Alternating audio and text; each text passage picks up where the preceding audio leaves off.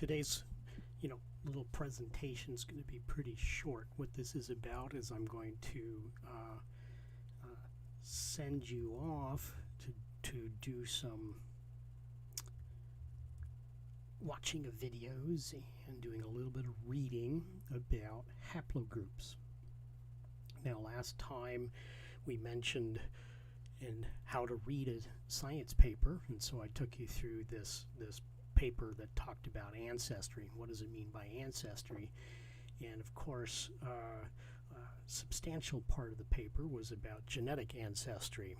And so the data for figuring out what populations that we come from analysis of the types of haplogroups that we share.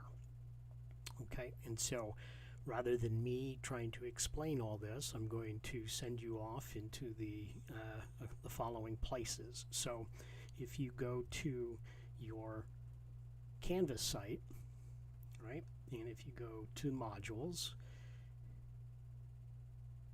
you'll see that we're arranging our lectures and our presentations and our work through week 1, week 2, week 3, etc. And so we're in week 2, and I have produced here our slides for today.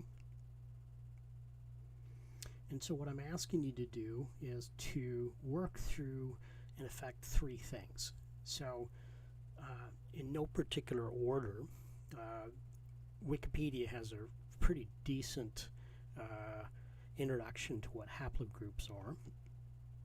You may want to start off with this short intro about haplogroups that somebody produced, okay? And then for a broader context, I'd like you to watch this video. It's a little over an hour, so it's a lecture by Dr. Reich of Harvard, who is a well-known researcher in genetic ancestry, okay? And then by Thursday, what we'll have ready for you is a worksheet that presumes that you've worked through those 3 resources and will help pick out the areas that are important. And so the end result is by the end of the week, you're going to have a pretty good understanding of how we query human genomes for data that can then be used to figure out what our geographic and ancestral populations are.